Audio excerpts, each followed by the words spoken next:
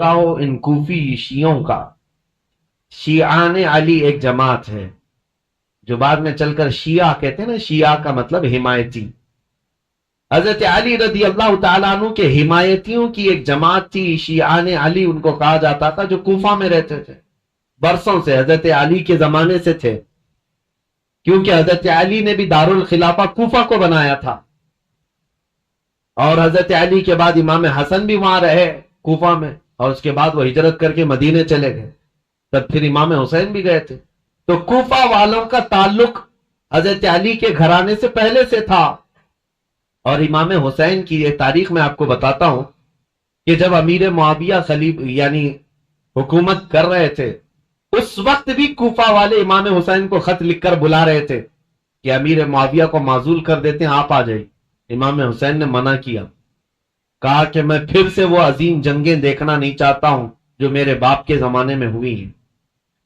تو حضرت امام حسین گئے نہیں. امیر معاویہ کے زمانے سے کوفہ والے خط لکھ رہے تھے، آپ آ جائیے. اب جب امیر معاویہ کا انتقال ہو گیا اور یزید تخت خلافت پر بیٹھ گیا تو کوفہ والوں نے ایک میٹنگ کی. کوفہ عراق کا ایک شہر ہے، عراق میں آج بھی وہ شہر موجود ہے، اور جتنے اہل بیت سے محبت کرنے والے لوگ تھے سب جمع ہوئے اور میٹنگ کیا. اور وہ ایک شخص کے گھر میں میٹنگ ہوئی جس کا نام مسلم بن سرد بتایا گیا ہے. اور وہ شخص سارے لوگوں کو جمع کر کے کہتا ہے، دیکھو امیر معاویہ کا تو انتقال ہو گیا اور یزید بیٹھا ہے، تم سب کی رائے کیا ہے؟ کیا علی کے بیٹے حسین خلافت کے سب سے زیادہ حقدار نہیں ہیں؟ کوفہ والوں نے ایک زبان ہو کر کہا، ہاں، رسول اللہ کے نواسے علی ابن ابی طالب کے بیٹے، ان سے زیادہ حقدار کون ہے؟ تو ان لوگوں نے کہا کہ ہم نے یہ سنا ہے کہ امام حسین نے بھی یزید کی بیعت کو قبول کرنے سے منع کر دیا اور وہ مدینہ چھوڑ کر مکہ جا چکے ہیں. اے لوگوں، تمہارا کیا خیال ہے؟ ہم حسین ابن علی کو یہاں بلا نہ لیں؟ ہم کوفہ بلا لیتے ہیں اور یہاں بلا کر ان کی خلافت کو تسلیم کرتے ہیں، ان کے ہاتھ میں بیعت کر لیں گے، اور پھر دھیرے دھیرے پورا حجاز امام حسین کے ہاتھ پر بیعت کر لے گا، پورا عرب بیعت کر لے گا، اور یزید کو ہم اتار دیں گے تخت خلافت سے. تو کوفہ والے اس بات پر سب اتفاق، اور پھر سارے لوگوں نے مل کر کے خط لکھا امام حسین کے نام پر. عبداللہ بن صبح حمدانی نام سے ایک شخص تھا، اس کے ہاتھ میں خط دے کر بھیجے جس میں کوفہ کے بڑے رئیس اور ذمہ دار جو لوگ تھے، وہاں کے جو سردار تھے، ان کی دستخطیں تھیں، ان کی مہریں لگی ہوئی تھیں. یہ خط رمضان کی 10 تاریخ کو آیا. کہاں؟ مکہ مکرمہ میں. مکہ مکرمہ میں امام حسین کے پاس یہ خط آیا تو امام حسین نے دیکھا، اس میں یہ لکھا ہوا تھا، کوفہ والوں نے لکھا تھا، اللہ کی حمد و ثنا کے بعد، حضور کی صلاۃ و سلام کے بعد کہا امیر معاویہ کا انتقال ہو گیا، اور ان کے بعد یزید جیسا فاسق و فاجر شخص بیٹھا ہے، لہذا ہم اس کی امارت اور اس کی خلافت کو نہیں تسلیم کرتے. اے علی کے بیٹے حسین، آپ تشریف لے آئیں، ہمارے سر پر کوئی امام نہیں ہے، آپ تشریف لائیں، ہم آپ کے ہاتھ پر بیعت کرتے ہیں. یہ خط کا مضمون تھا. امام حسین رضی اللہ تعالیٰ عنہ نے یہ حرم کعبہ میں اس خط کو پڑھا، اس کے بعد لوگوں سے پوچھا. اب سنیے، کوئی ایک شخص نے بھی اس بات پر رضامندی کا اظہار نہیں کیا. جو بڑے صحابہ تھے انہوں نے کہا کوفہ والوں کی بات پر کبھی یقین نہیں کیا جا سکتا، یہ غدار لوگ ہیں، دھوکہ دے دیتے ہیں، یہ غدار لوگ ہیں، دھوکہ دیتے ہیں. آپ کے باپ کو بھی کوفہ میں شہید کیا گیا، آپ کے بھائی کو بھی شہید کیا گیا ہے، اب آپ وہاں کیوں جانا چاہتے ہیں؟ مت جائیں، مکہ آپ کے لیے امن و امان کے ساتھ. حضرت امام حسین نے ان خطوط کو نظر انداز کر دیا. لیکن 2-3 دن کے بعد تقریباً 53 یا 55 لوگ کوفہ سے چل کر کے مکہ مکرمہ آئے، اور طواف کعبہ کے بعد سب امام حسین کے پاس نظر و نیاز کے بعد پھر خطوط لے کر آئے، کوفہ والوں کے حالات بتائے. امام حسین نے دوبارہ صحابہ سے مشورہ کیا کہ کیا کرنا چاہیے.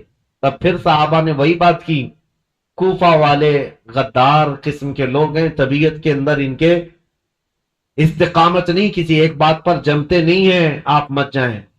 دوسری مرتبہ بھی امام حسین صبر کر کے رہ گئے. رمضان کا مہینہ ختم ہونے کو آیا، تقریباً خطوط کا سلسلہ جاری رہا، اتنے کہ 10,000 کے قریب لوگوں نے امام حسین کو دعوت دی، اور اخیر میں یہ دعوت دی کہ اے حسین ابن علی، کل قیامت کے دن اگر اللہ تعالی ہم سے یہ سوال کر لے کہ فاسق و فاجر معاویہ کے بیٹے سے تم نے بیعت کیسے کی، اس کو امیر کیسے بنایا، تو ہم اللہ کی بارگاہ میں قیامت میں یہ جواب دیں گے کہ اے رب العالمین، ہم نے تو رسول اللہ کے نواسے کو بلایا تھا مگر انہوں نے انکار کیا، تو ہمارے پاس کوئی چارہ نہیں تھا، اس لیے ہم نے یزید کی بیعت کر لی۔ یہ تو ایموشنل بلیک میلنگ ہے۔ بہت سارے لوگ آج ہمیں یوں بولتے ہیں پروگرام کی تاریخ دے دیجئے نہیں تو پورا علاقہ دیوبندی ہو جائے، پروگرام کی تاریخ دے دیجئے نہیں تو یہاں ایسا ہو جائے۔ میرے عزیزو، تمہارے ذمے بھی تو کچھ ہے، تمہارے ذمے بھی تو کوئی چیزیں ہیں۔ امام حسین نے اس خط کو پڑھنے کے بعد پھر سارے لوگوں سے مشورہ کیا اور اس کے بعد کہا اب میرے لیے اتمام حجت کرنی ہوگی، یعنی مجھے تو جانا ہی ہوگا کیونکہ انہوں نے قیامت کا واسطہ دے دیا ہے۔ تو 1000 لوگوں نے مکہ مکرمہ میں آپ کو روکنے کی کوشش کی، آپ نہ رکے، حتیٰ کہ ذی الحجہ کا مہینہ ہے، حج کے لیے سارے قافلے مکہ آ رہے ہیں، مکہ مکرمہ آ رہے ہیں، اور امام حسین یہاں سے نکلنے پر تلے ہوئے ہیں۔ لیکن اس سے پہلے امام حسین رمضان سے لے کر ذی الحجہ تک یہ بحث مباحثہ ہوتا رہا، اور عام بات نہیں ہے، عام بحث و مباحثہ نہیں ہے۔ عبداللہ بن زبیر جو صحابی ہے نا، امام حسین کی جماعت کے ساتھ لڑنے کو بھی آ گئے تھے۔ یہ محبت کی لڑائی ہے، دشمنی کی نہیں، کہ میں تمہیں مکہ سے باہر جانے نہیں دوں گا، اس کے لیے وہ تلوار نکال کر کھڑے ہو گئے تھے۔ یہ بھی لڑائی قریب تھی، مکہ مکرمہ سے نہ جانے دیں گے، کیونکہ عبداللہ بن زبیر جانتے تھے کہ کوفہ والے ان کا کیا کریں گے۔ تو پھر امام حسین رمضان کے بعد بھی رک گئے۔ جب امام حسین اصرار کرنے لگے بار بار، تو چند صحابہ آئے اور ان سے مشورتاً یہ کہا کہ اگر آپ کو جانا ہی ہے اور کوفہ والوں کے بارے میں آپ یہ کہہ رہے ہیں کہ یہ ہزاروں لوگ بیعت قبول کرنے کو تیار ہیں، تو آپ نہ جاتے ہوئے پہلے اپنے خاندان کے کسی معتمد شخص کو وکیل بنا کر بھیجیں، اور وہ جا کر کے براہ راست حالات دیکھے گا اور وہ خبر دے گا، تب آپ جائیے، ان کے خطوں کے بھروسے پر مت جائیے، ان کے خط اور ان کے بولیوں پر مت جائیے۔ تو امام حسین نے اس مشورے کو تسلیم کر لیا۔ پھر اپنے بھائی مسلم بن عقیل کو، چچیرے بھائی تھے، حضرت امام مسلم بن عقیل جو ہے یہ حضرت امام حسین کے چچیرے بھائی، حضرت عقیل حضرت علی کے سگے بھائی۔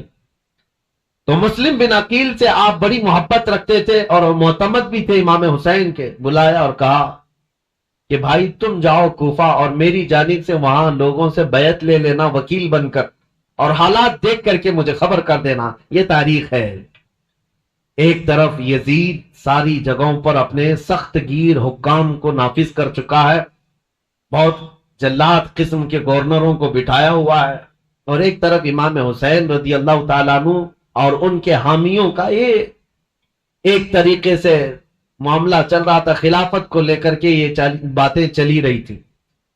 تو حضرت امام حسین نے جب اپنے بھائی امام مسلم کو بھیجا تو وہ نکلے کوفہ کے لیے، اور جب وہ کوفہ جا رہے تھے تو تاریخ میں موجود ہے امام مسلم بن عقیل کے 2 چھوٹے بچے محمد اور ابراہیم بھی ساتھ ہو گئے، کیونکہ وہ باپ کے بغیر رہتے نہیں تھے۔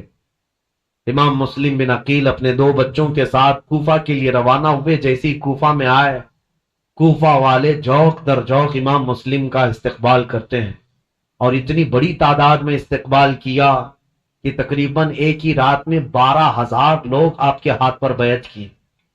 12,000 لوگ امام مسلم بن عقیل کے ہاتھ پر امام حسین کا وکیل سمجھ کر بیعت کیا، اور جدھر دیکھو ادھر اہل بیت کا نعرہ، محبت علی کا نعرہ، امام حسین کی امارت اور خلافت کا نعرہ، ماحول رنگا رنگ ہے کوفہ کا۔ امام مسلم بن عقیل سیدھے مختار بن عبید ایک شخص ہے اس کے گھر جا کر قیام کرتے ہیں۔ مختار بن عبید وہاں سردار کی حیثیت رکھتا تھا، اور اس نے سارے لوگوں کو یہیں پر جمع کیا تھا اور ساری باتیں یہیں سے چل رہی تھی. امام مسلم بن عقیل جیسی گئے تو کوفہ کے اس وقت جو گورنر تھے وہ نعمان بن بشیر ایک صحابی رسول تھے.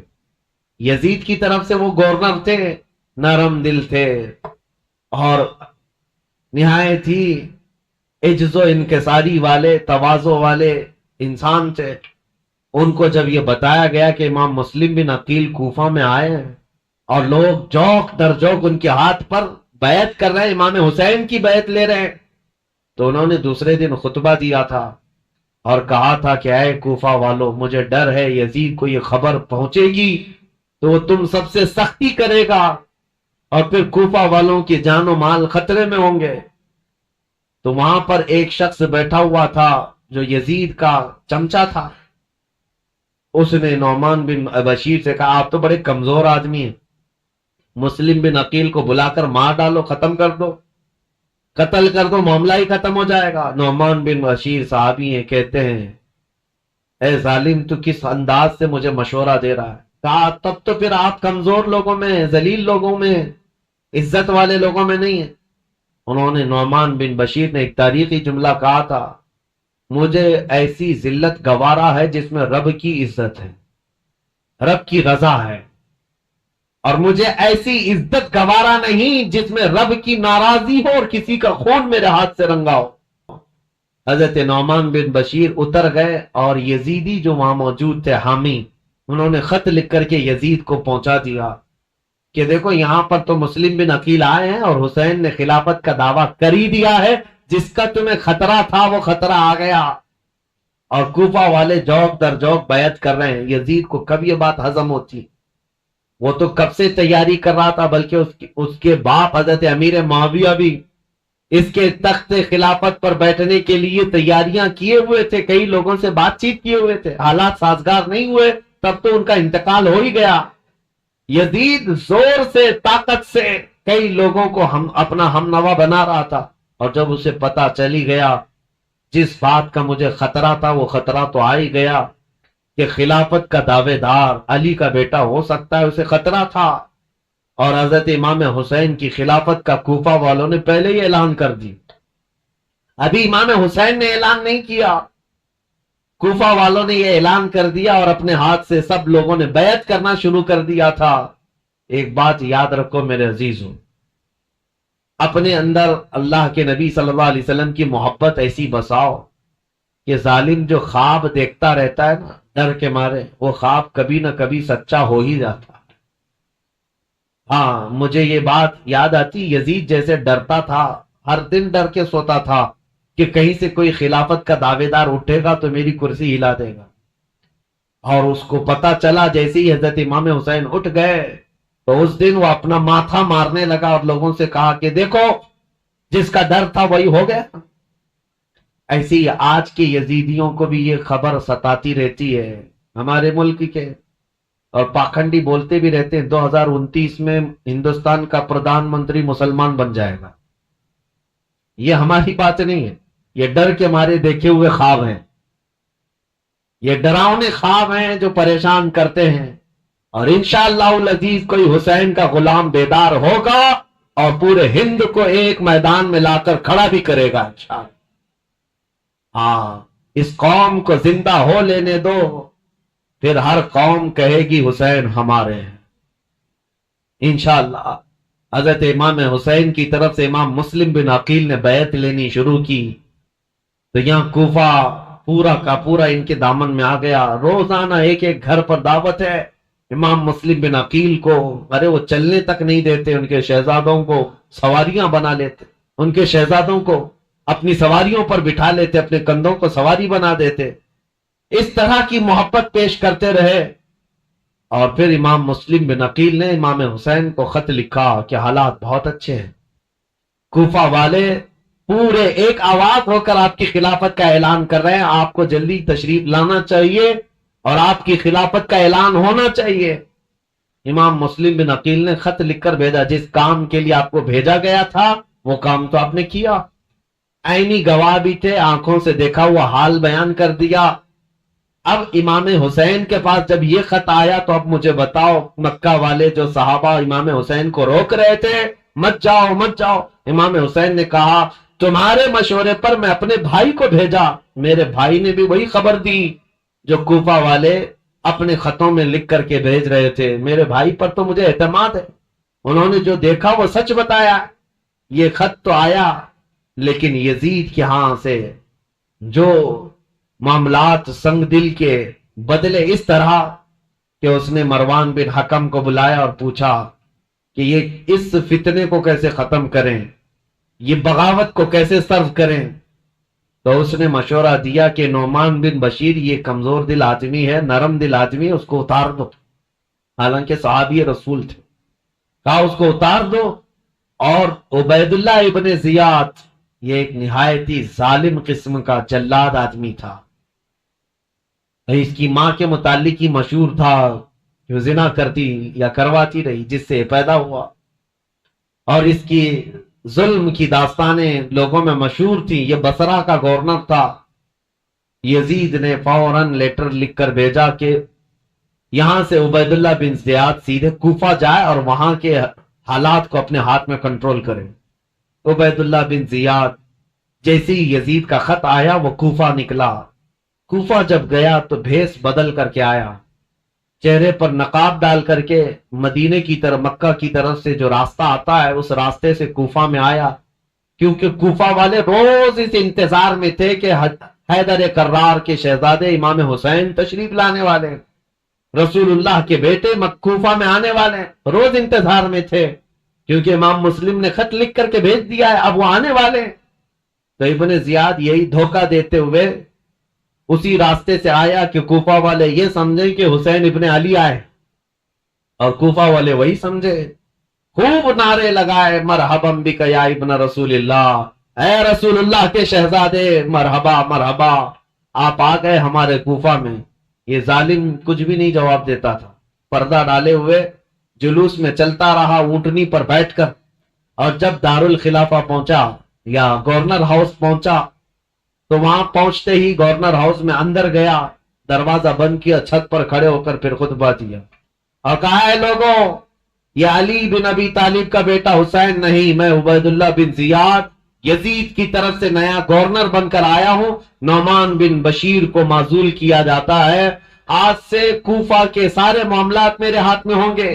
کوفہ والے جو استقبال کرنے کے لیے آئے تھے ان کو سخت ترین خطبہ دیا، کہا ہے لوگوں سنو، جو سختی کرے گا اس کے ساتھ ہم سختی کریں گے، اور جو یزید کی بیعت کو انکار کرے گا ہم اس کو قتل کریں گے، باغیوں میں اس کا شمار ہوگا، اور جو کسی باغی کی حمایت کرے گا ہم اس کے ساتھ بھی سختی کا معاملہ کریں گے۔ اس کا پہلے ہی دن یہ جو خطبہ سنا لوگوں نے بہت ہی بیزاری کا اظہار کیا، برہمی کا اظہار کیا، لوگ چلے گئے۔ اب امام مسلم بن عقیل کے حالات اب بدلنے پا گئے، کوفہ والے بس جیدر بھپکی سے ڈر گئے، عبید اللہ بن زیاد کے ایک خطبے سے ڈر گئے، اور اس کے بعد دوسرے دن عبید اللہ بن زیاد نے کیا کیا، کوفہ کے جتنے قبیلے تھے، خاندان تھے، ان خاندانوں کے جو بڑے لوگ تھے، خاندان کا جو بھی رئیس ہوتا، ان سب کو اپنے گورنر ہاؤس میں بلایا، اور بلا کر کے اتنا سخت ڈرایا اور کہا تم میں سے کوئی بھی اگر مسلم بن عقیل کو اپنے گھر میں پناہ دیا یا دیتا ہوا نظر آیا تو میں تمہاری پھانسی کا پھندا یہیں پر لٹکاؤں گا، اور اس کے بعد تمہارے لیے وہ عبرتناک سزا ہوگی، اس لیے کہ یزید امیر المومنین کی طرف سے مجھے یہ آرڈر ہے۔ ایسے سخت احکامات دیا، اور اس کے بعد کوفہ والوں کو ڈرایا یہ کہہ کر کے کہ یزید کی طرف سے 30,000 کی فوج آ رہی ہے جو کوفہ کی اینٹ سے اینٹ بجا دے گی۔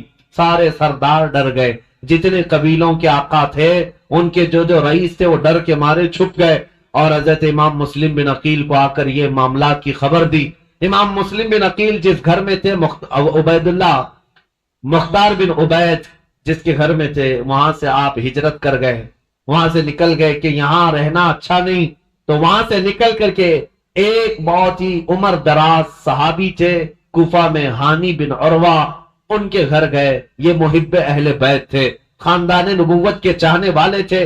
امام مسلم بن عقیل ان کے گھر جاتے، ہانی بن عروہ نے ان کا استقبال کیا اور اپنے گھر کے ایک ایک کمرے کے اندر ان کو چھپا دیا، رازداری کے ساتھ امام مسلم بن عقیل اور ان کے شہزادوں کو اپنے گھر میں رکھا، اور جتنے اہل بیت سے لوگ محبت کرتے تھے صرف ان کو معلوم تھا کہ امام مسلم بن عقیل ہانی بن عروہ کے گھر میں ہے، اور اس کے باوجود امام مسلم بن عقیل ہانی بن عروہ کے گھر میں رہ کر بھی کوفہ والوں کو بلاتے رہے، جو اب تک 60,000 کی تعداد میں پہنچے تھے بیعت کرنے والے۔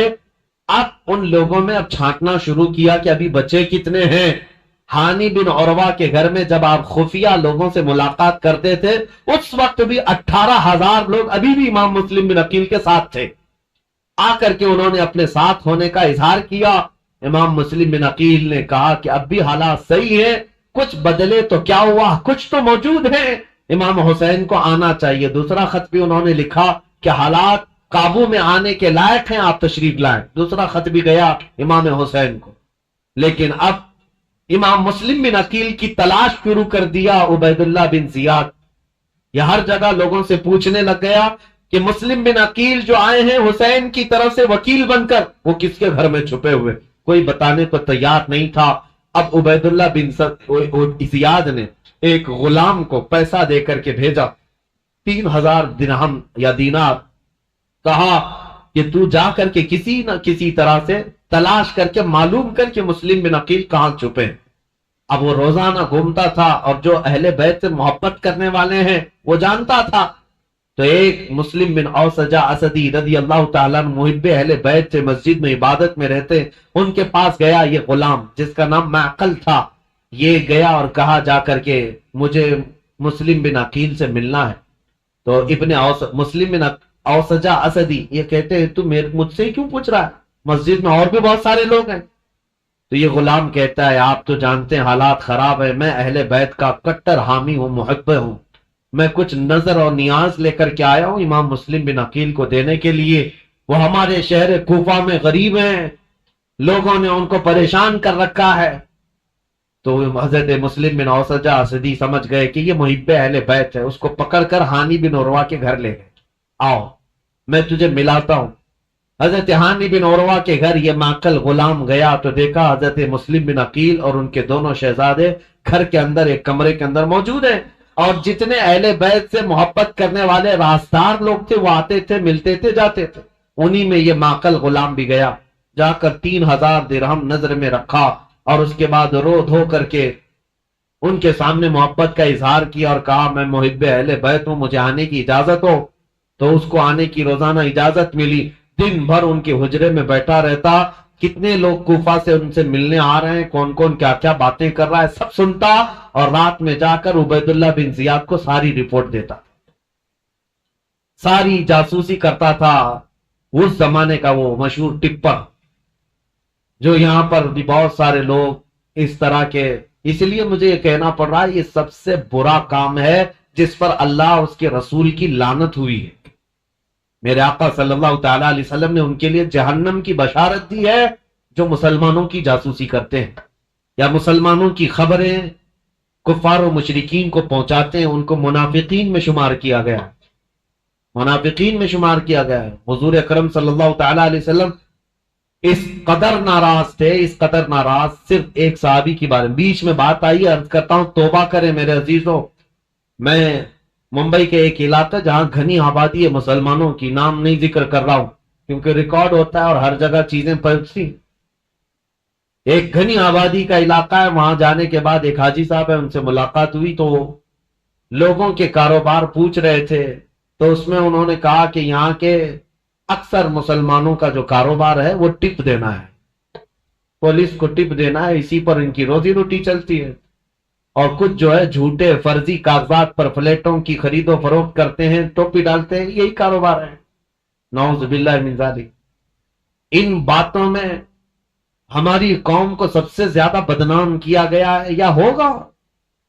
500 روپے 1000 روپے کے لیے کیا کوئی اپنی قوم بیچ دے گا؟ کوئی اپنی قوم بیچ دے گا؟ میرے عزیزوں، تم ہرگز یہ مت سمجھنا کہ تمہاری خبریں دینے سے تم ان کے سامنے عزیز بن جاؤ گے۔ وہ ایسے کتے ہیں کہ ایک شکار کے بعد دوسرا شکار تم ہی ہوگے، تمہارا ہی نمبر ہو۔ اور میں جو بات عرض کر رہا تھا حدیث، وہ عرض کر کے آگے بڑھتا ہوں۔ ایک صحابی حضرت ابو لبابہ، یہودیوں کے متعلق حضور نے رات میں میٹنگ کی تھی کہ ان کے ساتھ کیا کرنا ہے، سارے صحابہ کا اتفاق ہو گیا تھا۔ یہودی چونکہ دھوکہ دیے تھے مدینے والوں کو، میٹنگ میں بات پاس ہو گئی کہ کیا کرنا ہے، لیکن حضور نے رات میں یہ کہا تھا کہ کوئی بھی اس بات کی خبر باہر نہیں پہنچائے گا، یہ رسول اللہ کا راز ہے۔ لیکن حضرت ابو لبابہ صحابی یہ باہر جا رہے تھے، یہودیوں نے انہیں پکڑ لیا، پرانی دوستی تھی، بچپن کی دوستی تھی۔ کہا ابو لبابہ سنا ہے رسول اللہ نے کچھ میٹنگ کی ہے ہمارے بارے میں، کیا مشورہ ہوا ہے؟ کہا نہیں بتاؤں گا، ہرگز نہیں بتاؤں گا، اللہ کے رسول کا راز ہے۔ تو ان پر پریشر ڈالنے لگے، پرانی دوستی کا واسطہ دیتے ہوئے، بچپن کی دوستی ہے، کچھ تو بتاؤ، اچھا اشارہ تو بتاؤ۔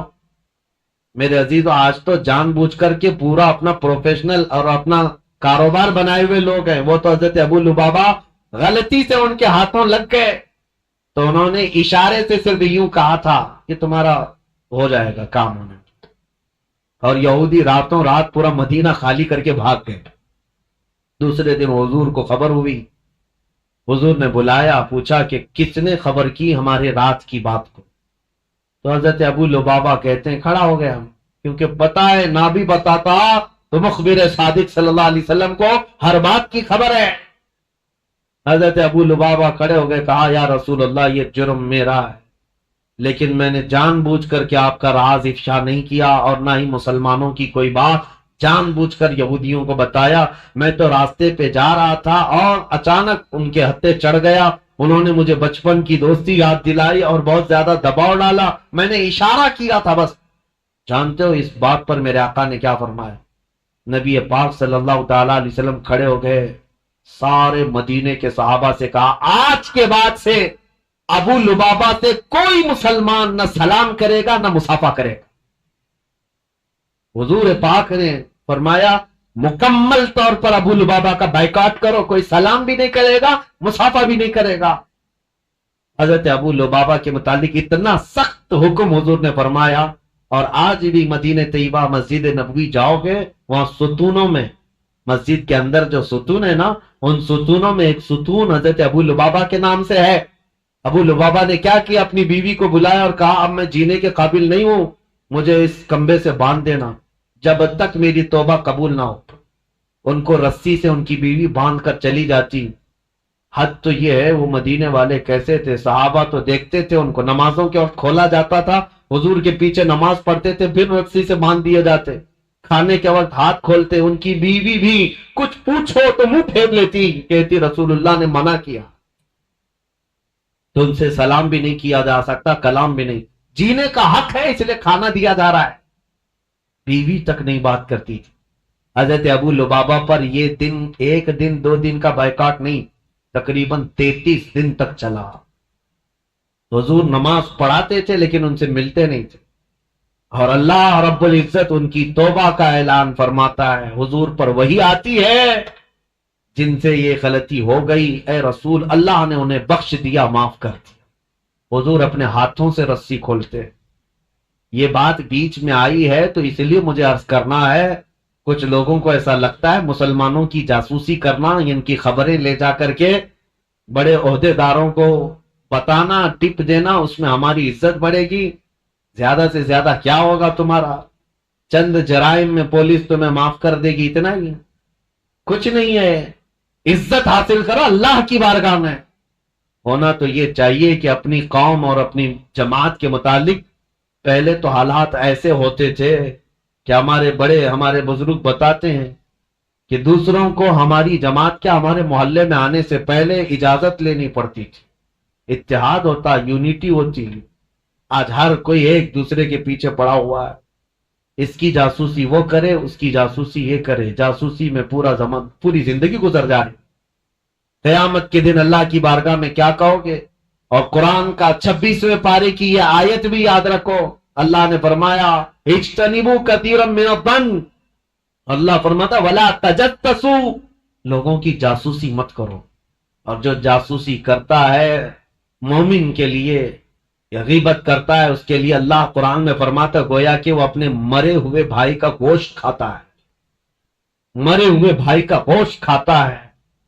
मैं उन सब से कहूंगा, जालिमों, मुर्दा खाने वालों, तौबा कर लो, अभी दिन बाकी है, अभी दिन बाकी है। तुमने जिन लोगों को जलील करने के लिए, आज तख्त पर बैठे हुए लोगों की रजामंदी हासिल करने के लिए मुसलमानों की खबरें ले जाकर पहुंचाते हो, दिन बदलेंगे, वक्त बदलेगा, फिर तुम्हारी हालत ऐसी होगी, न तुम अपनी कौम के होगे न किसी और कौम के होगे, तुम्हें मुनाफिकीन में शुमार किया जाएगा। तौबा कर लो।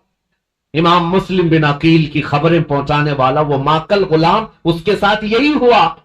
3,000 दिरहम दे करके नजराना और सारी रिपोर्टें लाकर उबैदुल्लाह बिन जियाद के पास पहुंचाता था। उबैदुल्लाह बिन जियाद सारी बातें सुनता रहा और हानी बिन उरवा को एक दिन बुला लिया। कहा, हानी बिन उरवा से उसके पुराने ताल्लुकात थे, लेकिन हानी बिन उरवा जब से वो आया तब मिलने नहीं गए थे। बुलाया अचानक गवर्नर हाउस पे, कहा क्या बात है हानी बिन उरवा, हमसे मुलाकात नहीं कर रहे हो? कहा मैं बीमार था इसलिए नहीं आया।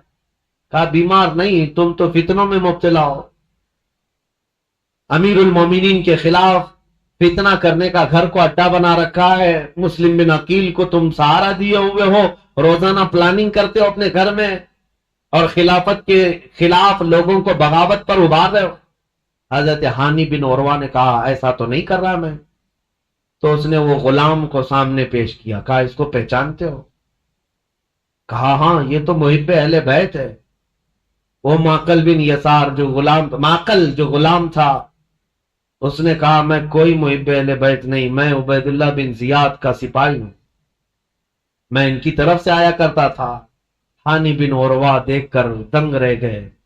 मुसलमान को अगर किसी ने डंक मारा है तो दूसरा मुसलमान ही मारा है। अक्सर यही हुआ है तारीख में, जब तक अपना कोई घर का भेदी नहीं होता तब तक तो कोई दुश्मन हम पर गालिब नहीं होता। पूरी तारीख में देखें आप, यही होता रहा है। हानी बिन उरवा ने कहा तो अब ये तेरी जासूसी थी तो सुन ले, हकीकत बात यह है मुस्लिम बिन अकील खुद आए हैं मेरे घर और वह अहले बैत से हैं, मैं उनको मना नहीं कर सकता, इसलिए मैं अपने घर में रखा हूं। मुस्लिम बिन अकील की अभी ये बात चल रही थी, कूफा में ये बात गर्दिश करने लग गई कि वो कबीला बनी मुजइज के थे, एक कबीला था बनी मुजइज, उस कबीले के हानी बिन उरवा सरदार थे। मशहूर हो गई हानी बिन उरवा का कत्ल हो गया, उनको मारा गया। तब सारे उनके खानदान के लोग और सब के सब जमा हो गए। ये तादाद भी करीब 12,000 की थी। इमाम मुस्लिम बिन अकील उसमें बाहर निकल कर के आ गए, कूफा के जितने लोग हैं उनको लेकर गवर्नर हाउस का घेराव कर लिया, सबको बाहर जमा कर लिया। इमाम मुस्लिम बिन अकील ने कहा उस वक्त तक नहीं जाएंगे जब तक हानी बिन उरवा के कत्ल के बारे में हम इब्ने जियाद से बदला न लेंगे। कूफा वाले नारा लगाते हुए आ गए। ये वक्त भी ऐसा था, इमाम मुस्लिम बिन अकील चाहते तो पूरे गवर्नर हाउस को तबाह कर देते, लेकिन जब 12,000 लोग आए थे तो इब्ने जियाद ने क्या किया, हानी बिन उरवा को उसने कत्ल नहीं किया था, घर वहीं गवर्नर हाउस में कैद करके रखा था। बूढ़े साहब ही थे, उनको पकड़ करके छत पर लाया गया और ये जोर जबरदस्ती उनसे कहा गया अपने कबीले वालों से कह दो वापस चले जाएं, अपने कबीले वालों से कह दो मुस्लिम बिन अकील का साथ छोड़ दें, वरना हानी बिन उरवा तुम्हारा कत्ल हो जाएगा, टुकड़े हो जाएंगे।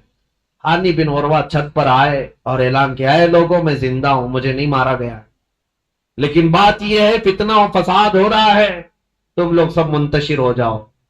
तो इब्ने जियाद की तरफ से एक आदमी खड़ा हुआ, क्या बनी मुजैज के लोगों, तुमसे इब्ने जियाद की कोई दुश्मनी नहीं है, हानी बिन उरवा का वो दोस्त है, तुम सब मुस्लिम बिन अकील से दूर हो जाओ।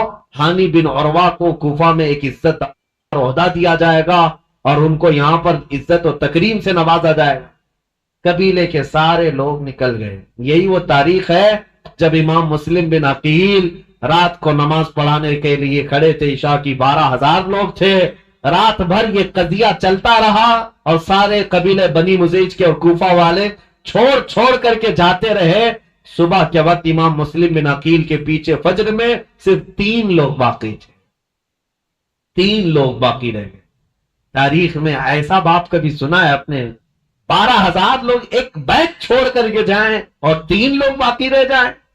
ये रसूलुल्लाह के खानदान वालों का बहुत अजीम इम्तिहान था। इमाम मुस्लिम बिन अकील ने देखा कि सारे छोड़कर चले गए, لیکن ہوا کیا، سب کے جانے کے بعد حضرت امام مسلم بن عقیل اب تیسرا گھر ڈھونڈنے والے تھے کہ کسی کے گھر تو رکوں جا کر. پہلے مختار بن عبید کے گھر میں تھے، دوسرے ہانی بن عروہ کے گھر میں. اب حضرت امام مسلم بن عقیل جہاں سے گزرتے تھے کوفہ والے اپنا گھر بند کر دیتے تھے. کوفہ والے گھر بند کر دیتے، ان کی وجہ سے ہمارے اوپر عذاب آ جائے گا، یہ ابن زیاد ہمیں چھوڑے گا نہیں، ہمیں مار ڈالے گا. امام مسلم بن عقیل گھومتے رہے، پھرتے رہے، دن بھر کسی نے آپ کے لیے دروازہ نہیں کھولا، کوئی دروازہ نہیں کھولا، بھوکے اور پیاسے کوفہ میں. یہ وہ کوفہ ہے جو 3 دن میں بدل گیا. عبید اللہ بن زیاد کے آتے ہی پورے لوگوں کی طبیعت چینج ہو گئی. ایک عورت تھی طوعا نام کی، وہ اہل بیت سے محبت کرنے والی، امام مسلم بن عقیل کو دیکھتی ہے اور لے کر کے آ جاتی ہے، میرے گھر میں رک جائے، چاہے پورا زمانہ مخالف ہو جائے میں اپنی جان کی بازی لگا دوں گی، لیکن رسول اللہ کے گھر والوں کو اس طرح میں راستوں پر گھومتا پھرتا نہیں دیکھ سکتی، آپ آئیں میرے گھر. امام مسلم بن عقیل اس عورت کے گھر گئے. تو یہ عورت بڑی جانثار تھی. اب ادھر ہوا ہے کہ ہانی بن عروہ کا قبیلہ تو چلا گیا. اب ہانی بن عروہ کو جو اس نے دعویٰ کیا تھا کہ ان کو عزت سے نوازا جائے گا، کچھ نہیں. ان کو دوسرے دن کھڑا کیا گورنر ہاؤس میں، کہا مسلم بن عقیل کو میرے حوالے کر دو. ہانی بن عروہ نے کہا میں اپنا سارا گھر اور اپنی جان تیرے حوالے کر سکتا ہوں، مسلم بن عقیل کو تیرے حوالے نہیں کروں گا. اب ان کی دوستی بھی ختم ہو گئی. ہانی بن عروہ نے جب ایسی سختیاں کی تو عبید اللہ بن زیاد نے فوجیوں سے کہا کہ اس بوڑھے کو باہر لے جاؤ اور رسی سے باندھ کر کے راستوں پر کھینچو تاکہ کوفہ والے دیکھتے رہے. ہانی بن عروہ کو عبید اللہ بن زیاد کے ظالم فوجی رسیوں سے باندھ کر کوفہ کی گلیوں میں کھینچتے رہے. صحابی رسول ہیں، بوڑھے صحابی تھے، 80 سال کی عمر تھی.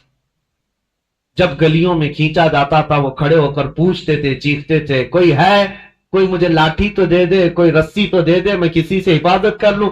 ان کا خود کا قبیلہ بھی قریب آنے کو تیار نہیں، یہاں تک کہ گھماتے پھراتے ان کو گورنر ہاؤس پر لایا گیا.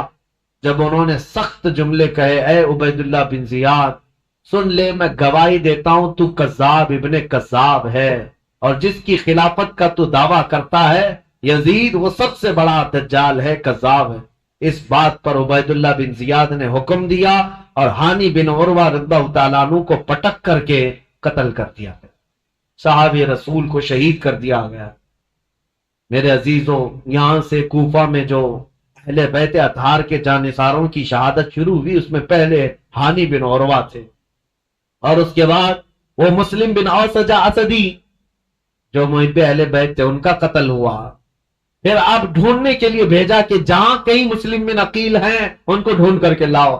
یہ حالات ہوتے رہے، اور طوعا نام کی عورت کے گھر مسلم بن عقیل تھے. اتفاق ایسا کہ اس طوعا نامی عورت کا جو بیٹا تھا محمد بن اشعث، وہ ابن زیاد کے درباری تھا، فوجی تھا، اور اس کو خبر ملی تو ابن زیاد سے آ کر کے کہا میری ماں نے پناہ دے رکھی مسلم بن عقیل کو، لیکن میری ماں بہت ڈھیٹ ہے، مانے گی نہیں، وہ مجھ سے بھی لڑ جائے گی، مسلم بن عقیل کو حوالے نہیں کرے گی. تو کیا کیا جائے؟ ابن زیاد نے پوچھا تو اس نے کہا بیٹے نے میرے ساتھ 10 فوجیوں کو بھیجو، کسی نہ کسی طرح گرفتار کر کے لاؤں گا. تو 10 فوجیوں کو یا 12 فوجیوں کو لے کر یہ محمد بن اشعث آیا اور اپنی ماں سے آ کر کہا کہ ماں تو ایک مجرم کو پناہ دی ہے، ماں تو نے ایک غدار کو اور دھوکے باز کو اور خلافت کے باغی کو پناہ دیا ہے، تجھے پتہ نہیں انجام کیا ہے.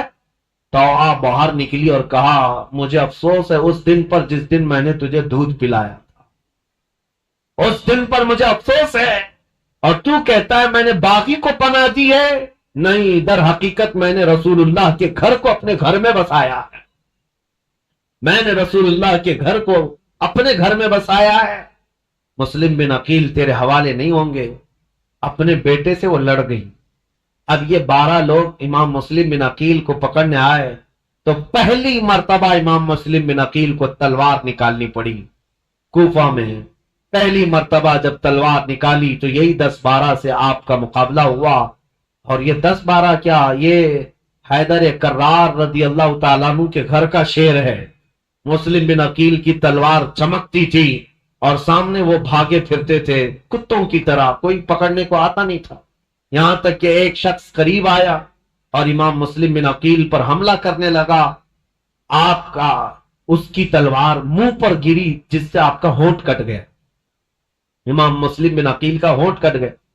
इमाम मुस्लिम बिन अकील, सख्त शिद्दत की धूप है उस दिन, तौआ नामी खातून से कहते हैं, ए मुहिब्बे अहले बैत, जानिसाराने अहले बैत की खातून, मुझे थोड़ा पानी दे दे, मैं पानी पीऊंगा और इनका काम तमाम करूं। खातून पानी लाई, एक खटोरे में पानी लाई। इमाम मुस्लिम बिन अकील पानी के लिए जैसी खटोरी आगे करते हैं, खून पूरा उस पानी में गिरता है। आपने पानी फेंक दिया कि खून का कतरा पानी में मिल जाए तो हराम है, पानी नहीं पिया जा सकता, खून पीना हराम है। दूसरी खटोरी लाई गई। आप जब लबों के करीब लगाते उसमें भी खून टपकता था। आपने वो पानी भी छोड़ दिया, कहा साफ पानी पीना मुसलमान के लिए हलाल है, खून जिस पानी में मिल जाए वो हराम है, मैं हराम पानी आखिर वक्त नहीं पी सकता। तीसरी मर्तबा लाया गया, तीसरी मर्तबा भी वो खटोरी खून से लाल हो गई। आपने रख दिया और कहा शायद अब मेरी जिंदगी में दुनिया का पानी नहीं।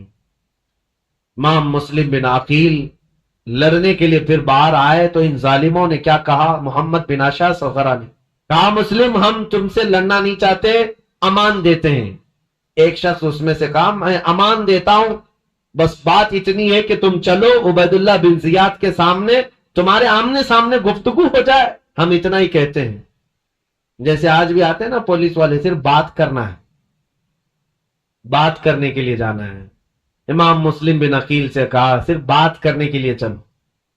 और उस वक्त अरबों में अमान देने का मतलब यह होता है कि फिर जंग नहीं होती, और उसके लिए जिसने अमान दिया वो तलवार उठा लेता। अरब में यह दस्तूर था। तो इमाम मुस्लिम बिन अकील ने अपनी तलवार छोड़ दी, कहा चलो ठीक है, तुमने अमान दे दी, मैं चलता हूं इब्ने जियाद के पास, गुफ्तगू करूंगा। जब जाने लगे और उस वक्त जैसे ही उनकी बग्गी में बिठाया गया, घोड़े पर बिठाया गया, तो जालिमों ने पीछे से उनके हाथ बांधना शुरू कर दिया।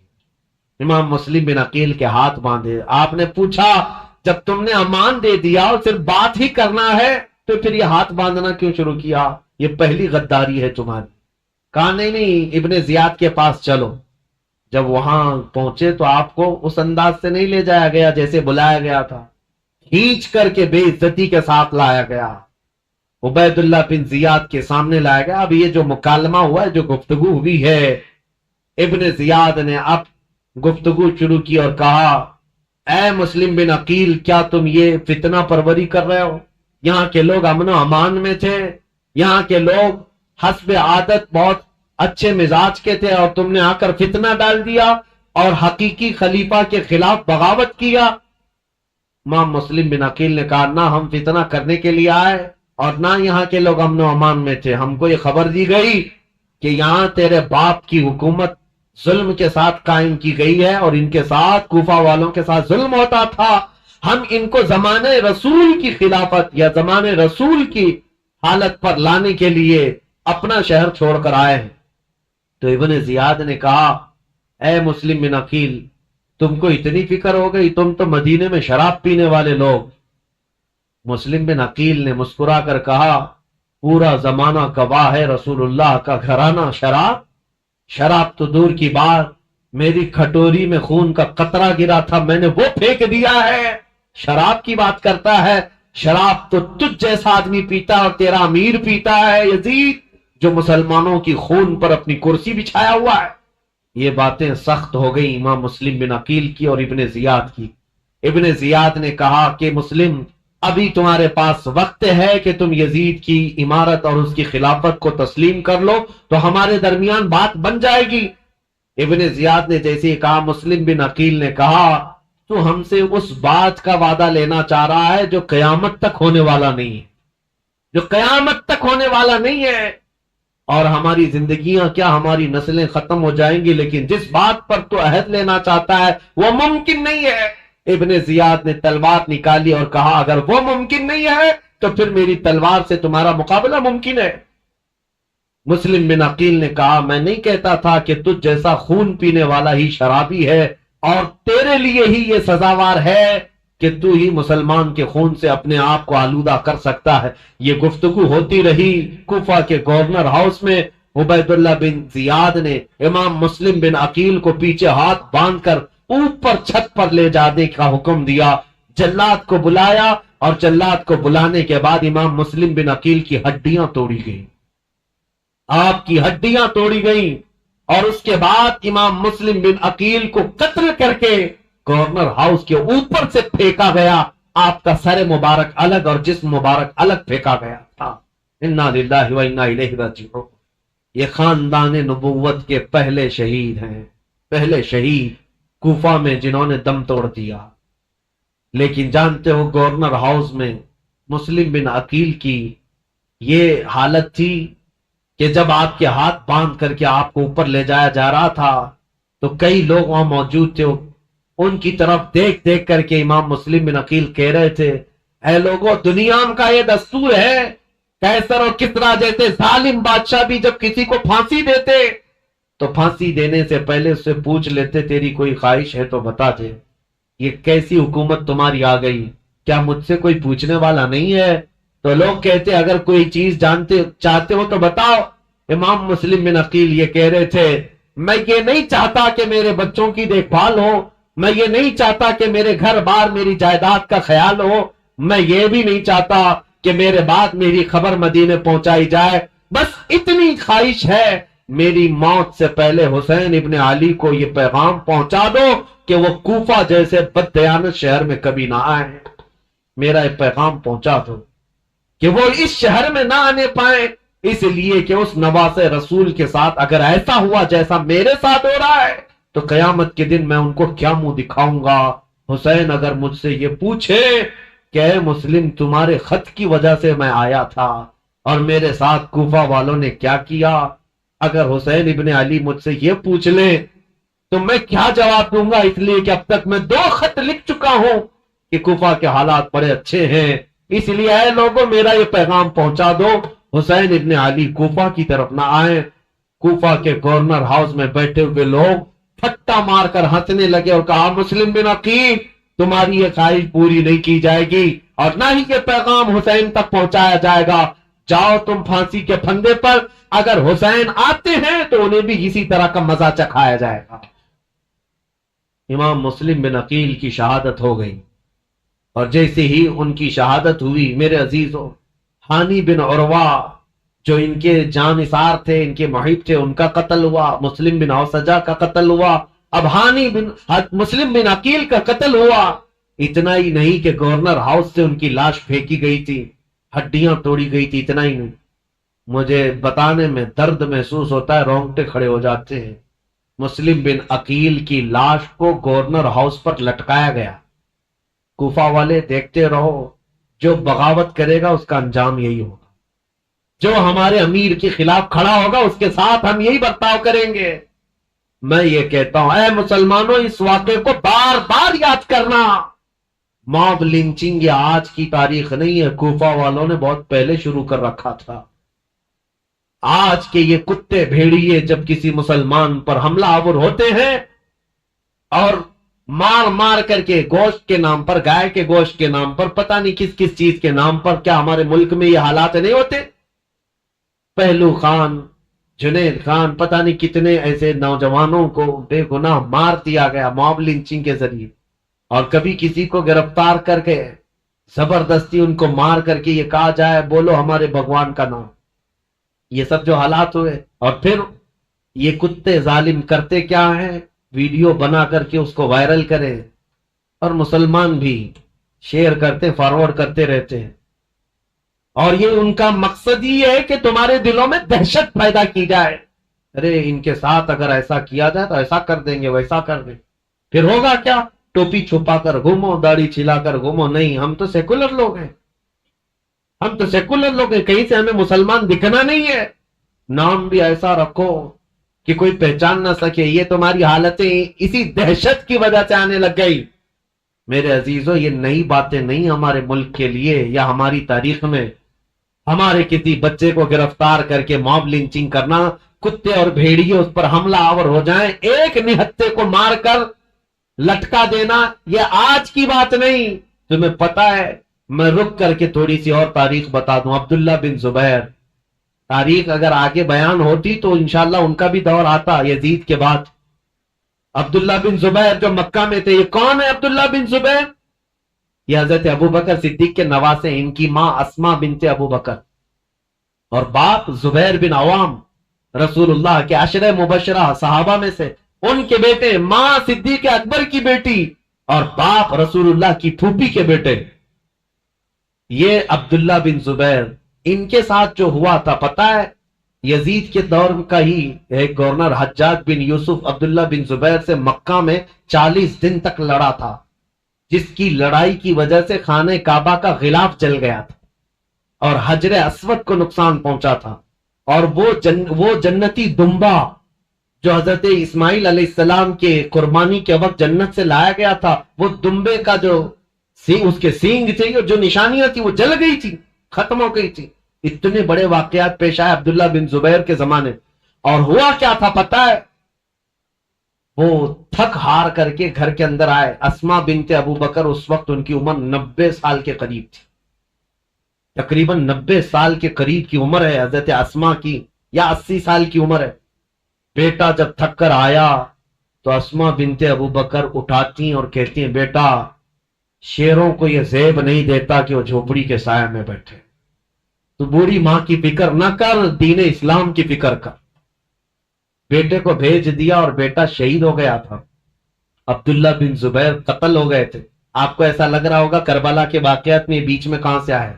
یہ اس لیے بتا رہا ہوں، موب لنچنگ کا دور اور موب لنچنگ جو ہو رہی ہے اس کے متعلق کہہ رہا ہوں. عبداللہ بن زبیر کو قتل تو کیا حجاج بن یوسف نے، لیکن جانتے ہو ان کی لاش کو 40 دن تک ایک کھمبے پر باندھ کر لٹکایا گیا. 40 دن تک لٹکایا گیا تھا اور تاریخ میں موجود ہے. لیکن وہ پورا جسم 40 دن تک تر و تازہ تھا. ہر دن خون کا قطرہ ٹپکتا تھا اور جسم اسی طرح تر و تازہ تھا. نہ جسم میں کوئی سڑن، کوئی بدبو، نہ ہی بوسیدگی، کچھ نہیں. اب جو بات کہنے کی ہے امپورٹنٹ وہ یہ ہے، بوڑھی ماں اسما بنت ابو بکر روزانہ لاٹھی پکڑ کر آتی تھی، ہر دن اپنے بیٹے کو دیکھتی تھی اور گھر جاتی تھی. لاش لٹکی ہوئی ہے اور ماں روزانہ دیکھتی تھی اور گھر جاتی تھی. 40 دن گزرنے کو آئے تب اسما بنت ابو بکر نے کیا کہا تھا پتہ ہے؟ اپنی لاٹھی پکڑ کر کے کہا تھا، 80-90 سال کی خاتون، اے مکہ والو، اس دولہے کا سواری سے اترنے کا وقت کب آئے گا؟ کیا ابھی وہ وقت نہیں آیا کہ یہ دولہا اپنی سواری سے اتر جائے؟ بیٹے کی لاش کھمبے سے لٹکی ہوئی ہے، لیکن ماں اس وقت تک ہمت نہیں ہارتی. لوگوں سے کہتی ہے میرا بیٹا دولہا ہے اور سواری پر سوار ہے. پھر 40 دن کے بعد ان کی لاش کو لا کر دفن کیا گیا. یہ باتیں اس لیے میں عرض کر رہا ہوں کہ تمہارے جذبے جوان رہے. ہمارے لیے موت، ہمارے لیے کسی کا کٹ جانا، مر جانا ہمارے حوصلوں کو توڑنے والا نہیں ہونا چاہیے. اسی لیے اکثر میں تقریروں میں کہتا ہوں، ان ظالم بھیڑیوں سے اور کتوں سے یہ بتاؤ، اگر میری گردن کل کو کاٹ دی جاتی ہے، مجھے پھانسی پر چڑھایا جاتا ہے، یہ ہرگز مت سمجھنا کہ تم نے اسلام کو ختم کر دیا یا اسلام کا نقصان پہنچا دیا یا مسلمانوں کو ختم کر دیا.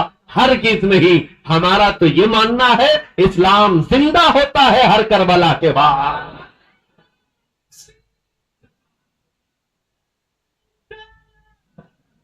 اسلام زندہ ہوتا ہے ہر کربلا کے بعد. حضرت امام مسلم بن عقیل کی لاش کو لٹکا کر کوفہ والوں نے یہ موب لنچنگ ہی تو کیا تھا. تو کیا اس وقت اسلام ختم ہو گیا؟ سب ڈر کر کے، سہم کر کے سب چیزیں چھوڑ دیے؟ نہیں میرے عزیزو، اسلام پھلتا رہا، پھولتا رہا. اسی لیے یہ کچھ دیر کی خاموشی ہے، پھر شور آئے. آج کتوں کا وقت ہے، کل ہمارا دورہ ہے انشاءاللہ العزیز.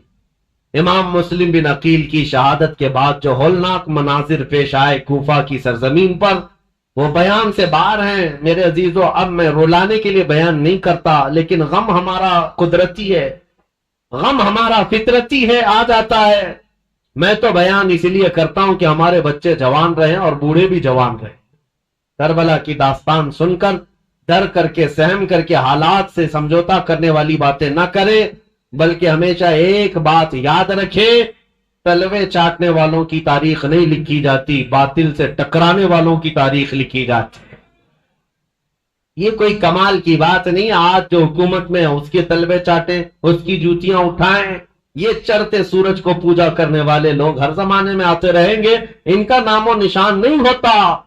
دیکھیں زمانے بدلتے گئے، بہت سارے بادشاہ آئے یا بڑے بڑے لیڈر آئے، لیکن تاریخ میں جو حسین کا مقام ہے وہ کسی کا مقام نہیں، کیونکہ ٹکر بھی ایسے لیا تھا کہ تاریخ رقم کر دیا۔ اسی لیے شاعر نے کہا ہے، رب کی توحید کلمہ نبی کا ولائے مرتضی، سب کو بچانے نکلا ہے قافلہ حسین کا۔ کلمہ نبی کا، رب کی توحید اور ولائے مرتضی، سب کو بچانے نکلا ہے قافلہ حسین کا۔ عزیزان گرامی اوقات، امام مسلم بن عقیل کی شہادت کے بعد ابن زیاد کی سختی اور زیادہ بڑھ گئی۔ یہ وہ حرام الدہر شخص تھا جس کے متعلق صحابہ بھی کہتے تھے کہ ابن دجانہ، اس کو ابن مرجانہ کہا جاتا تھا، ایک ایسی عورت کا بیٹا جس کو زانیہ کہا جاتا۔ اس کے اندر کہاں سے اچھائیاں آتی، کہاں سے نرم دلی آتی، کہاں سے رحم آتا۔ پھر ہوا یہ کہ ابن زیاد کو یہ خبر دی گئی، جب مسلم آئے تھے تو ان کے ساتھ 2 بیٹے بھی آئے تھے، کہیں ایسا نہ ہو کہ ان کے بچوں کی محبت پھر لوگوں میں جاگ جائے اور پھر اہل بیت کی طرف چل پڑے۔ میں نہیں کہتا مسلمانوں، جب ظالم اپنی طاقت کے بل بوتے سب پر ظلم کرتا ہے، اس کے باوجود بھی اہل حق کے بچوں سے بھی اسے گھبراہٹ ہوتی ہے، خوف ہوتا ہے، ڈرنے لگتا ہے۔ آپ کو پتا ہے وہ پاکھنڈی خنزیر کا بچہ جو حضور کی شان میں گستاخی کرتا تھا، غازی آباد میں ڈاسنا میں بیٹھ کر ایک مرتبہ اس کے مندر میں 8 سال کا بچہ کہیں پانی پینے کے لیے چلا گیا، دوسرے دن پورے نیوز والوں کو بلا لیا، پولیس میں خبر کر دیا آتنکوادی آ گیا تھا میرے گھر، کوئی ٹیررسٹ آ گیا تھا۔ 8 سال کا بچہ پانی پینے کے لیے بھولے بھٹکے چلا گیا، لیکن نام تھا مسلمان۔ تو ہم یہ کہتے ہیں میرے عزیزو، یہ جو ڈراؤنا خواب ہے، تمہارے پاس ساری طاقت، ساری قوت، سارا عہدہ، سارا ڈپارٹمنٹ، سب کچھ ہے، لیکن پھر بھی دیکھو اہل حق کا 8 سالہ بچہ بھی تمہیں بم لگتا ہے۔ کیوں؟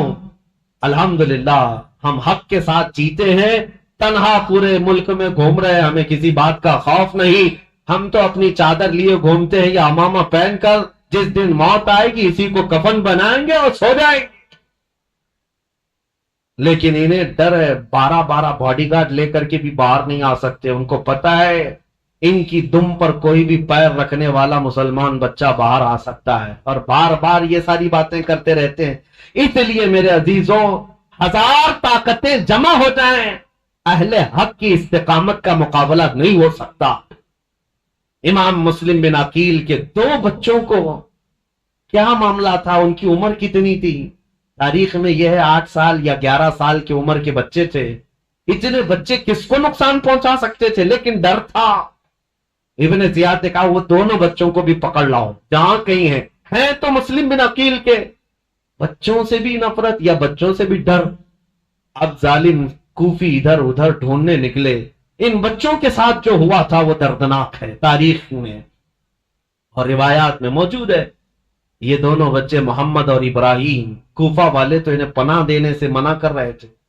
ایک مرتبہ ایسا ہوا کہ ایک مسلم بن عقیل رضی اللہ تعالیٰ عنہ نے جانے سے پہلے اپنے ایک جان پہچان شخص اور ان کی محبت کرنے والے تھے قاضی شریح، ان کے حوالے کر دیا تھا، کہا کہ ان کو آپ مدینہ طیبہ رخصت کر دینا۔ قاضی شریح ہے یا کوئی دوسرا نام ہے؟ امام مسلم بن عقیل نے جن کے لیے وصیت کی تھی، ان صاحب نے کیا کیا، کہا ان بچوں کو رات کے وقت سجایا سنوارا اور کہا دیکھو بیٹا، ایک قافلہ آج مدینے کی طرف جا رہا ہے، تم اس قافلے میں شامل ہو جاؤ، تم اپنے گھرانے پہنچ جاؤ گے، تمہارا خاندان مدینے میں ہے، تمہارے باپ تو شہید ہو گئے، تمہارے باپ تو قتل ہو گئے، کوفہ اجنبی ہے، یہاں کس کے گھر رہو گے؟ بچے سہمے ہوئے، ڈرے ہوئے، باپ کی آغوش تربیت میں ناز و نیام سے آئے ہوئے مان لیا اور کہا ٹھیک ہے۔ ان صاحب نے اپنے بیٹے کو کہا کہ ان بچوں کو اس قافلے تک پہنچا کر آؤ۔ بیٹا لے کر گیا، قافلہ نکل گیا تھا، دور سے دکھا دیا وہ دیکھو قافلہ جا رہا ہے، دوڑ کے شامل ہو جاؤ۔ چھوٹے بچے تھے، دوڑتے رہے اس قافلے کو پکڑنے کے لیے اور قافلہ چلتا رہا، دھول لٹتی رہی۔ کبھی ایک بچہ گر جاتا، دوسرا اٹھاتا، دوسرا گرتا، یہ اٹھاتا، پاؤں میں کانٹے چبھتے رہے، یہ بچے گرتے پڑتے رہ گئے۔ رات گزر گئی، قافلے کو نہ ملنا تھا نہ ملا، اور ڈرتے سہمتے یہ قافلے کے چکر میں گھومتے رہ گئے، اور جہاں سے نکلے تھے وہیں آ کر پہنچ گئے۔ کوفہ کی سرحدی تھی، ڈرے سہمے ہوئے تھے۔ تو ان دونوں بچوں کو ایک شخص نے دیکھ لیا اور پکڑ کر گرفتار کر کے عبید اللہ بن زیاد کے پاس حاضر کر دیا۔ عبید اللہ بن زیاد نے کہا ان بچوں کو جیل میں ڈال دو۔ ابھی ان کا قصہ بعد میں دیکھا جائے۔ جیل میں ڈال دیا گیا، اور ڈالنے کے بعد ابن زیاد کی طرف سے نگرانی کا حکم تھا، لیکن جیل کے جو داروغہ تھے مشکور نامی، وہ اہل بیت سے محبت کرنے والے، انہوں نے رات کے وقت جیل کا دروازہ کھولا اور بچوں کو آزاد کیا اور کہا ان کو بھیج دیتا ہوں۔ ان بچوں کو انہوں نے آزاد کر دیا اور پھر بھیج دیا کوفہ سے باہر۔ یہ بچے کوفہ سے باہر نکلے اور دریائے فرات کے کنارے ایک درخت کے نیچے تھکے ہارے سو رہے تھے۔ ایک خاتون پانی بھرنے کے لیے آئی، انہوں نے دیکھا گلاب جیسی رنگت کی حسین شہزادے کس کے ہیں؟ عورت قریب آئی، پوچھا کون ہو تم؟ کہا ہم مسلم بن عقیل کے بچے ہیں۔ وہ خاتون تڑپ گئی، کہا اے بچوں، میری جو مالکن ہے میرے گھر، جس کی میں کنیزہ ہوں، وہ خاتون سیدہ فاطمہ الزہرا کی کنیز ہے، وہ رسول اللہ کے گھر کام کرنے والی خاتون میری مالکن ہے آج۔ اگر وہ تم کو دیکھے گی تو خوشیوں سے پھولے نہ سمائے، خوش ہو جائے گی، چلو میرے گھر۔ ان دونوں شہزادوں کو وہ اٹھائی اور اپنے گھر لے آئی۔ اپنی مالکن سے کہا اے خاتون، آج ہمارے گھر بشارت آ گئی، مسلم بن عقیل کے شہزادے فاطمہ کے گھر کے لاڈلے آئے ہوئے ہیں۔ وہ خاتون دیکھتی ہے، وہ تو خوشیوں میں وجد کرنے لگتی ہے، میرا گھر آج بہاروں سے بھر گیا، میں رسول اللہ کے خاندان کو اپنے گھر کب لا سکتی تھی، آج میری قسمت جاگ گئی۔ بچوں کو نہلایا دھلایا اور انہیں گرم کھلایا اور کہا بچوں تمہیں کسی بات کی فکر نہیں، تم میرے گھر آرام کرو، جب مناسب ہوگا میں تمہیں خود لے جا کر مدینے چھوڑ آؤں گی۔ اس خاتون کی بے پناہ محبت تھی ان شہزادوں سے، لیکن تاریخ میں ایک عجیب اتفاق رہا ہے، شیطان کے گھر کبھی ولی اور کبھی ولی کے گھر شیطان، یہ رشتے دیکھنے کو ملے ہیں۔ اس محب اہل بیت خاتون کے گھر اس کا جو شوہر تھا حارث نام کا، یہ بدبخت لالچی آدمی تھا، یہ دن بھر عبید اللہ بن زیاد کا دیا ہوا انعام کا لالچ لے کر گھوم رہا تھا۔ لوگ جگہ جگہ گلیوں میں یہ بات مشہور ہو چکی تھی کہ عبید اللہ بن زیاد نے جن دو بچوں کو گرفتار کر کے جیل میں رکھا تھا اور داروغہ نے ان جیل کے دروازوں کو کھول کر بچوں کو آزاد کر دیا، بچے بھاگ گئے۔ لیکن ہوا کیا، ابن زیاد نے داروغہ کو بلایا، مشکور کو پوچھا کیا کیا؟ کہا میں نے بچوں کو چھوڑ دیا۔ کہا کیوں چھوڑ دیا؟ کہا اس لیے چھوڑ دیا کہ کل قیامت کے دن اگر میرا نام دوزخیوں کے درمیان آ جائے تو رسول اللہ کی بارگاہ میں یہ عرض کروں گا اے اللہ کے نبی، میں تمہارے شہزادوں کو جیل سے چھوڑا تھا، آج مجھے جہنم سے آزادی مل جائے، میں تو اس تمنا کو لے کر آزاد کیا۔ تو ابن زیاد نے کہا اگر تیری وہی تمنا ہے تو تو وہاں پہنچ جا، جلدی سے پہنچ جا۔ یہ کہتے ہوئے داروغہ کا اس نے قتل کر دیا تھا، مشکور کو بھی قتل کر دیا، اور پھر اب کے بعد جوش و غضب میں آ کر کے اعلان کیا جو ان دو شہزادوں کو ڈھونڈ کر لائے گا اسے 100 اونٹ انعام میں دیے جائیں گے، اتنا ہی مال دیا جائے گا۔ اب لالچی کوفی ہر جگہ ادھر ادھر گھوم رہے تھے ان بچوں کی تلاش میں، جگہ جگہ مارے مارے گھوم رہے تھے، اور یہ حارث نامی شخص دن بھر تلاش کر کے رات کو اپنے گھر پہنچا ہے، اپنی بیوی کے پاس آیا اور سو رہا ہے رات کے وقت، لیکن اسے یہ خبر نہیں کہ جن بچوں کو ڈھونڈ رہا تھا وہ بچے اسی کے گھر میں آرام کر رہے ہیں۔ خاتون تو جانثاران اہل بیت میں سے تھی، محبان اہل بیت میں سے تھی، اس خاتون نے تو حق ادا کیا تھا محبت اہل بیت کا، بچوں کو کھلایا پلایا اور سلایا، बच्चे नरम और नाजुक बिस्तर पर सोए थे। रात को इन दोनों शहजादों ने ख्वाब देखा। हजरत मोहम्मद जो बड़े साहबजादे थे, इब्राहिम जो छोटे साहबजादे थे, ख्वाब में देखा अपने बाप को। ख्वाब में ये देखा इन दोनों शहजादों ने रसूल करीम सल्लल्लाहु ताला अलैहि वसल्लम मसनद नशीन है, सहाबा इर्द गिर्द बैठे हुए हैं और मुस्लिम बिन अकील खूनी जुब्बे में तरबतर रसूलुल्लाह के पास आ रहे हैं। उनके जिस्म पर खून टपक रहा है। मेरे आका सल्लल्लाहु ताला अलैहि वसल्लम ने देखा और इस मुस्लिम बिन अकील से पूछा, मरहबा, आ जाओ मुस्लिम, तुम्हारे लिए मैं पानी लिए खड़ा हूं, लेकिन ऐ मुस्लिम, अकेले आ गए, बच्चों को कहां छोड़ आए हो, बच्चे कहां हैं? मुस्लिम बिन अकील ने कहा, या रसूल अल्लाह, मेरे पीछे पीछे आने वाले हैं, मैं उन्हें पीछे छोड़ आया हूं। इतना सुनना था, ये बच्चे ख्वाब देख रहे थे, बिचक उठ गए और एक दूसरे से चिमट कर रोने लगे। दोनों ने सेम ख्वाब देखा था, एक दूसरे को ख्वाब बताया। दोनों ने कहा, मैंने भी बाबा जान को देखा। दूसरे ने कहा, मैंने भी बाबा जान को देखा। रसूलुल्लाह की महफिल में अब्बा जान को खूनी जुब्बे में तरबतर हमने देखा है। अल्लाहू अकबर। ये बच्चे सहम कर रो रहे थे, इनकी आवाजें बुलंद हो गई। घर में बच्चों की आवाज। वो बे औलाद शख्स था हारिस, रात को जाग गया, अपनी बीवी से पूछा, हमारे घर तो कोई औलाद नहीं, ये बच्चों के रोने की आवाज कहां से आ रही है? बीवी ने कहा, शायद पड़ोसी के घर से आवाज आती होगी, तुम सो जाओ। बीवी ने मना किया बताने से। फिर इस जालिम ने कहा, नहीं, मुझे तो लगता है मेरे घर में बच्चों की आवाज है, पड़ोस के घर के बच्चों की आवाज इतनी तेज नहीं आती। खातून ने बहलाया, फुसलाया और कहा कि तुम सो जाओ, लेकिन इस जालिम ने कहा, मुझे देखना है, मेरे घर की तलाशी लेनी है। घर ढूंढते हुए आया और उसी हुजरे में आया जिसमें बच्चे सो रहे थे और उठ करके ये एक दूसरे को चिमट कर रो रहे थे। हारिस आते ही पूछता है, ऐ बच्चों, तुम किसके हो, किसके बेटे हो, मेरे घर कैसे आए? बच्चे तो इस घर को मुहिब्बाने अहले बैत समझते थे। देखा था एक दिन पहले खातून ने नहलाया धुलाया है, खाना खिलाया है, हमारे घर, हमारा जानिसारों का ये घर है।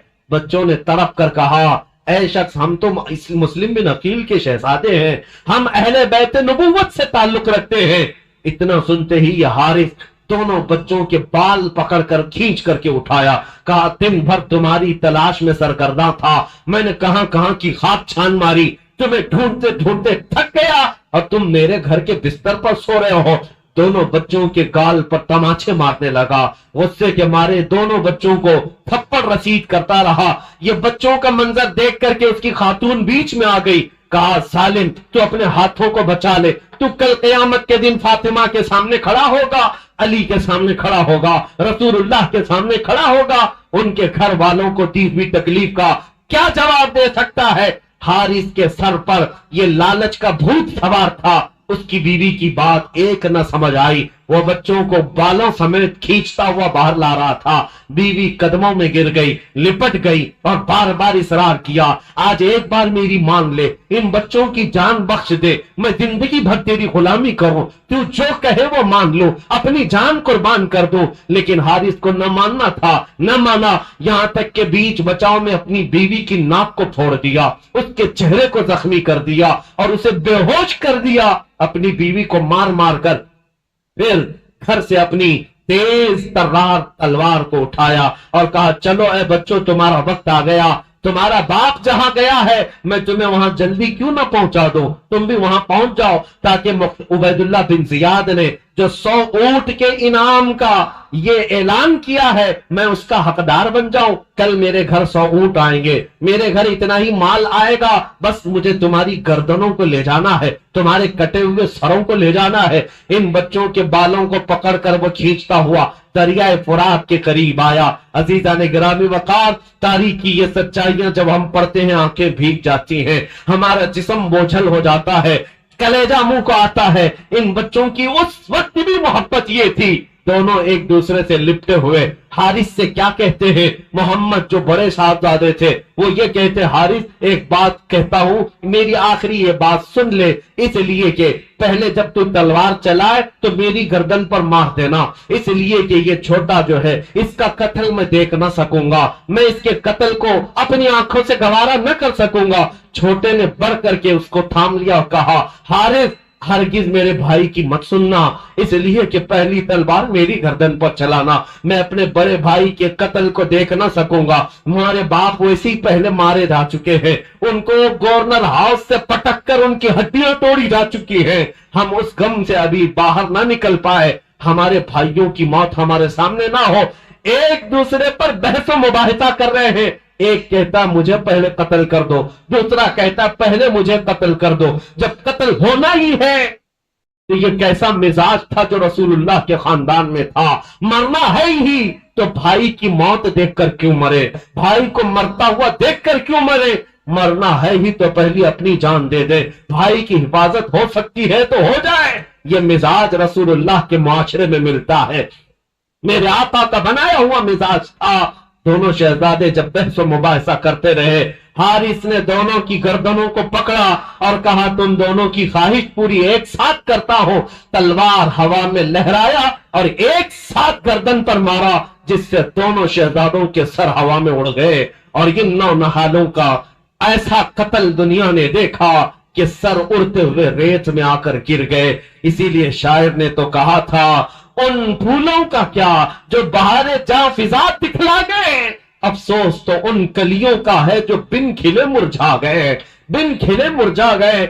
इन फातिमा के लाडलों का, अहले बैत नबुव्वत के, खानदान नबुव्वत के शहजादों का ये पहला कत्ल था। इस कम उम्री में ये दो बच्चे शहीद हो गए कूफा की सरजमीन पर। इन दोनों के सरों को सजा करके दूसरे दिन ये हारिस नामी बदबख्त सालिम उबैदुल्लाह बिन जियाद के गवर्नर हाउस में पहुंचा और ये दोनों शहजादों के सर लाया और कहा ऐलान के मुताबिक मेरे 100 ऊंट मुझे दे दो, 100 ऊंट का इनाम मुझे दे दो। उबैदुल्लाह बिन जियाद ने कहा, अरे सालिम तुझे किसने कहा था कि इनके मुर्दा, इनके कटे हुए सर लाने के लिए? मैं तो जिंदा लाने के लिए कहा था। अगर यजीद ने मुझसे पूछ लिया कि इन बच्चों को कत्ल करने का ऑर्डर किसने दिया था तो मैं क्या पेश करूंगा। ये कहते हुए उबैदुल्लाह बिन जियाद ने उसी वक्त हारिस की गर्दन उड़ा दिया जो सुबह के वक्त बच्चों का कातिल था। रब्बुल आलमीन ने शाम से पहले उस जालिम को कैफर किरदार तक पहुंचाया। इसीलिए कुरान कहता है सयअलमुल्लज़ीना ज़लमू अय्य मुनक़लिबिन यनक़लिबून, अनक़रीब जालिम ये जान लेंगे किस खाई में अल्लाह उन्हें गिराएगा। जुल्म की एक तारीख होती है, जुल्म की हुकूमत ज्यादा देर तक नहीं चल सकती, अल्लाह करीम की पकड़ आ ही जाती है। अजीजा ने गिरामी वक़ार, तारीख के इन औराक को आज मैं यहां रोकता हूं इसलिए कि ये कूफा की जमीन जो खूने अहले बैत से लाल हुई, इसके बाद अहले बैत यहां आए नहीं। खत तो जा चुके थे इमाम हुसैन के पास, अब इमाम हुसैन का काफिला मक्का से निकलना था और फिर वो करबला पहुंचना था। जो खूनी मंजर वहां होना था वो सारे वाकयात इंशाअल्लाह कल यौम आशूरा है और आशूरा के दिन इंशाअल्लाह अज़ीज ये करबला की दास्तान हम सुनाएंगे ताकि आपके अंदर ये दिक्कत भी तारी हो। ये नहीं कि हम खिचड़े खाएं, ये नहीं कि हम सिर्फ शरबतें पिए, ये नहीं कि हम अच्छे अच्छे खाने खाएं। कल का दिन हमें ये याद करने के लिए भी है कि आज से 14 सदियों पहले यही वो दिन था जब आसमान का सूरज तमादत और अपनी चिलचिलाहट पेश कर रहा था। मेरे रसूल का शहजादा 3 दिन से भूखा और प्यासा मैदान में अपने बच्चों को लेकर एक बहुत बड़ा इम्तिहान दे रहा था। आज अगर मैं घर में सहर के वक्त सो रहा हूं तो शर्म से डूबकर मरना चाहिए, फजर के वक्त सो रहा हूं शर्म से डूबकर मरना चाहिए। यही वो आशूरा की तारीख थी जब गर्दनों पर तलवारें थी। उस वक्त भी हुसैन रब का सजदा फरामोश नहीं कर रहा था, हुसैन सजदे में रहा। और मेरे अजीजों, रसूलुल्लाह के उस खानदान का तस्वीर लेकर के कल का दिन हमें जीना है और खिराजे तहसीन पेश करना है, अकीदत के नजराने पेश करने हैं और फिर ये पुकार करके जाना है, इन जालिम कुत्तों को बता करके जाना है। हम हर साल करबला बयान करके फिर एक नया हौसला लेकर उठते हैं और दुनिया को ये बताते हैं कत्ले हुसैन असल में मर्द यजीद है, इस्लाम जिंदा होता है हर करबला के बाद। तू न होता तो न रह जाती सदाकत ऐ हुसैन, फिर इस जमाने को तेरी जरूरत है ऐ हुसैन। सलाम उन शहीदान करबला को और सलाम अहले बैत अतहार के उन नौनिहालों को। मौला करीम आखिर जिंदगी तक अहले बैत के कदमों में जिंदगी अता फरमाए। اور جانثاران اہل بیت میں ہمارا شمار فرمائے. قیامت کے دن اللہ ہم سب کا حشر اہل بیت کے سائے تلے عطا فرمائے. وآخر دعوانا ان الحمد للہ رب العالمین. السلام علیکم.